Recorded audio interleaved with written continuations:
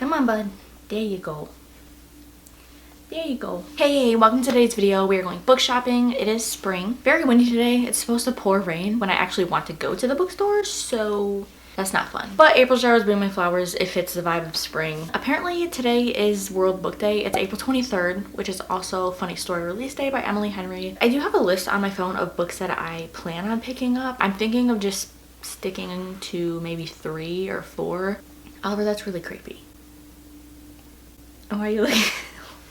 What are you doing? The first book that I want to get is In the Weeds by B.K. Boriston. This is the second book in the Love Light series, which it's actually very interesting because this series, each book takes place in a different season. So there's 4 books. I think the 4th one still has to come out.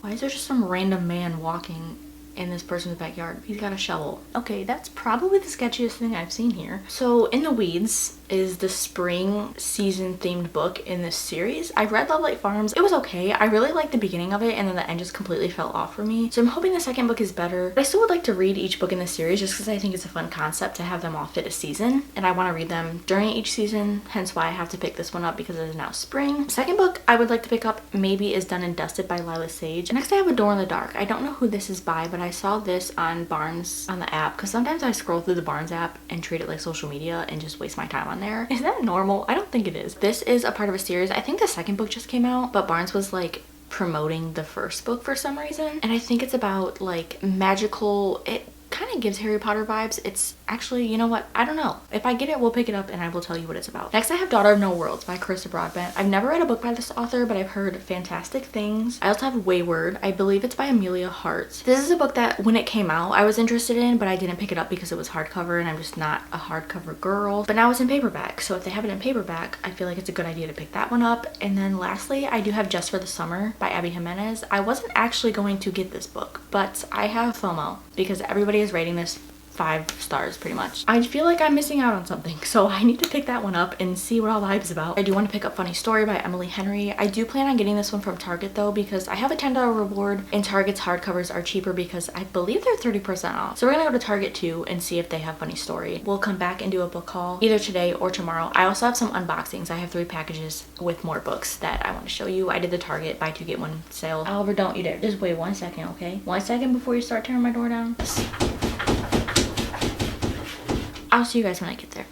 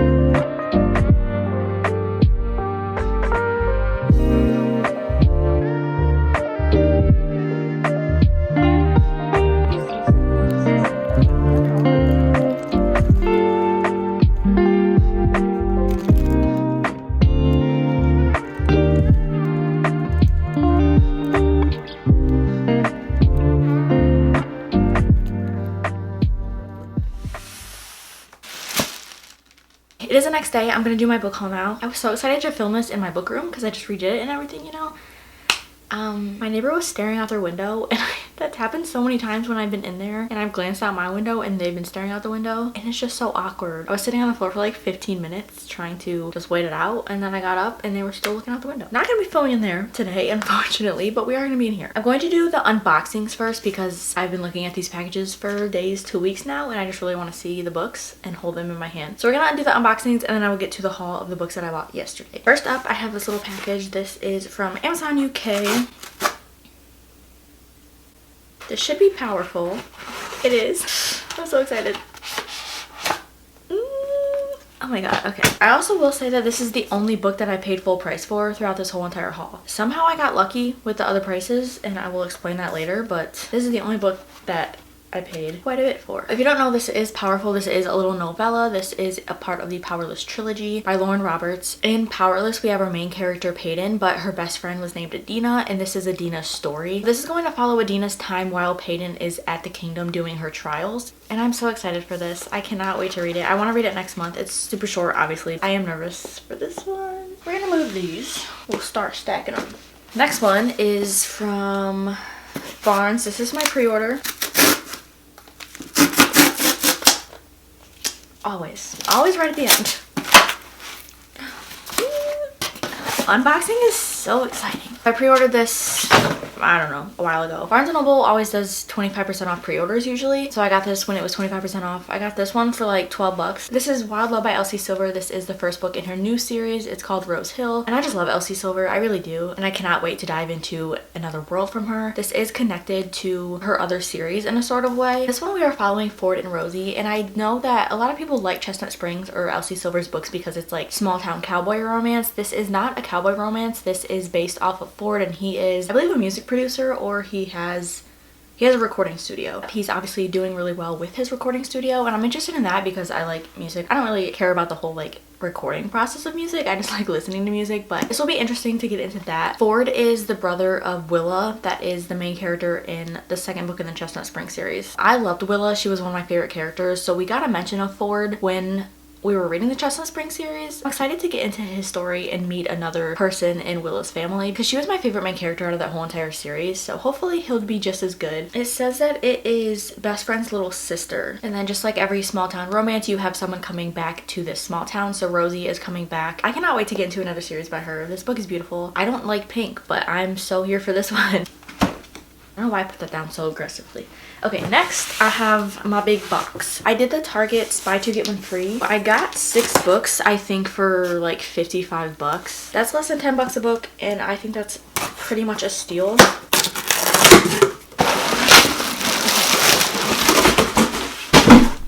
These books are a series that I've been wanting to read for a very long time. Oh boy, this one is crazy. This is Crescent City by Sarah J. Maas. I think out of all the series that she's written, this is the one I'm most excited for because it's a modern day demon hunting fantasy. That's all I really know about this one. I know a lot of people say that this isn't their favorite. Most people like ACOTAR, but honestly, like, ACOTAR is just pretty mid to me. Don't hate me for that, I'm so sorry. And I did not finish Throne of Glass. So I'm hoping that I can actually really like a series by Sarah J. Maas. This one definitely intrigues me the most. I really like modern day fantasies for some reason. I read The Mortal Instruments, and that was more modern day, and that was also demon hunting. Hopefully this will give off pretty much the same vibes.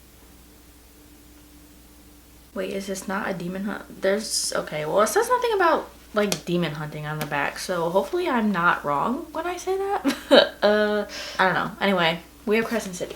Oh boy, is it a big one. And then of course I had to pick up House of Sky and Breath. This is the second book in this series. I'm obsessed with the cover of this one. I really am. I hope I love these books. I really do. Next, I do have a full trilogy. I've mentioned this in some of my other videos, but I have had the second book in this trilogy, I think, since 2015. Never bought the first one, never read the first one. Why? I don't know. I think I thought the second book was the first one, and it never was, and I never bought the first one to actually read it. I don't have the matching ones for the ones that I do have, but I love the covers of these ones. So this is the Shades of Magic trilogy by V.E. Schwab.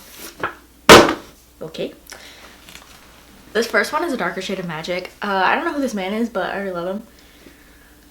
this is just following a whole bunch of magicians, I believe. And then we have the second book, which is A Gathering of Shadows. And then the third one is A Conjuring of Light. I just think these look really sick together and they're pretty beautiful. This series follows a world of parallel Londons where magic thrives, starves, or lies forgotten, and where power can destroy just as quickly as it can create. Our main character is one of the last magicians with a rare ability to travel through these parallel Londons. It just sounds like a very interesting fantasy, and I haven't read too much on magicians besides the Night Circus. I'm really excited to get back into some sort of like magical world with like legit magicians. And then the last one I got from Target's Buy Two Get One Free sale is Binding 13. It's so tall. This is the floppiest book ever though. Holy crap. I love it. I've always wanted to see how tiny this font was because so many people talk about it, and it's pretty tiny. But this one is YA, which surprised me because when they came out with these new covers, it was classified as YA, and I honestly thought that this was an adult romance, or a new adult at least, but we're following high school students and they're on a rugby team, or I think the main guy is on a rugby team. I know that this goes very deep. It deals with a lot of deeper elements and deeper emotions. I love romances that dives deep and has a lot of personal issues in them, and that can deal with like family issues, anything like that that brings out your emotions. I really truly love that. It makes me connect to a story more, makes me relate to the characters more. And I know that this is quite the long series, but I'm really hoping that I can connect and find those emotions with these characters. That's what I look for in books. I'm just really excited to meet these characters and see what this is all about, and hopefully I'm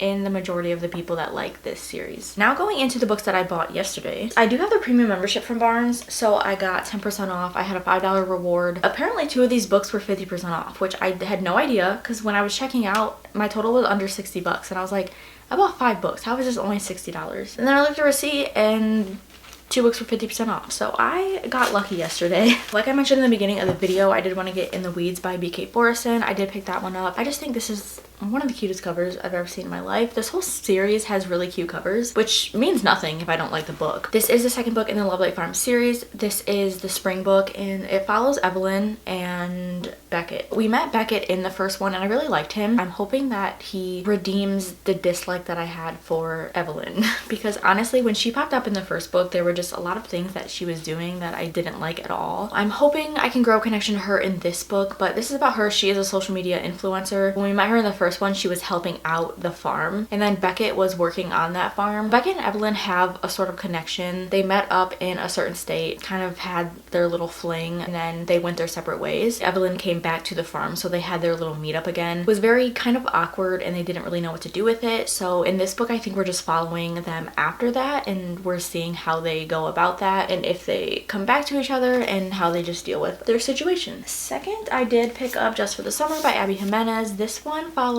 our main characters, Emma and Justin. They're connected through this Reddit thread. They're also connected by this kind of curse, they call it, where as soon as they date someone, that person goes on to find their soulmate after they break up with them. So they're both like, okay, what the heck? Like, when am I gonna find my soulmate? Why is this not working out for me? After a Reddit thread where I think Justin or one of them posts on Reddit about their situation, and then the other one finds that thread, and it's like, hey, I have the same problem. Why don't we kind of try to break this curse essentially and date each other, so hopefully we can go on to find our soulmates after we break up. It's a romance. We have our 2 main characters. You know how it's gonna go. I've just heard so many fantastic things about this so far, and like I said, I have FOMO, so I really need to read this and see if I like it. Next up, for another little small town romance, I did pick up Done and Dusted by Lila Sage. This is the first book in the Blue Rebel Ranch series, I believe it's called. Rebel Blue Ranch. Our main character, Emmy, she grew up in this small town, but she went away for her adult life, her career. She rides horses, but she actually had an accident with one of her riding situations, and she's kind of forced to come back to her hometown. This one is Brother's Best Friend, which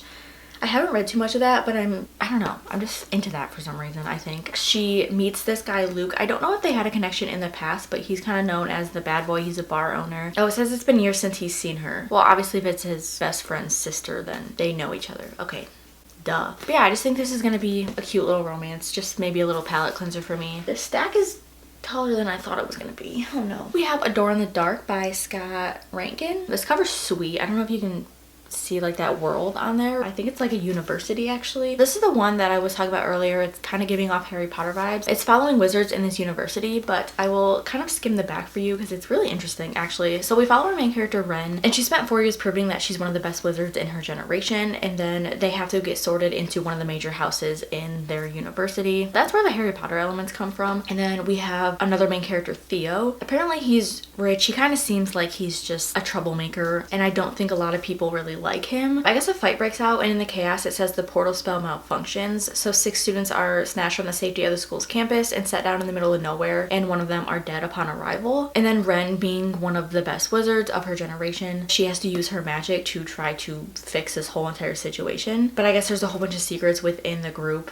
of these 6 students, and there's also something in like the woods that's kind of haunting them in a way, I guess, or it's going to be dangerous for them. This is YA fantasy, so I think it's just going to be a pretty quick, easy read. But yeah, this is going to be part of a series. So that is A Door in the Dark. And then lastly from Barnes, I did pick up Wayward by Amelia Hart. I also love this cover so much. I'm so glad I got this in paperback and waited for it. This one is a little about witchcraft and women of different time eras. So we have 2019, we have Kate, and then 1619 we have Alpha, and 1942 we have Violet. There's something called Wayward that has this connection for all 3 of them, and we're going throughout the 3 of their point of views and learning their stories, and I guess how the witchcraft has come up in their lives. We have modern day, and then we kind of have like the witch trials, and then we have a World War II era point of view. They're all related to some way, and there's magic going on, and I just think it's going to be a very, not necessarily a fun read, but I think it's going to be very interesting. I'm just excited for 3 girls to be witches and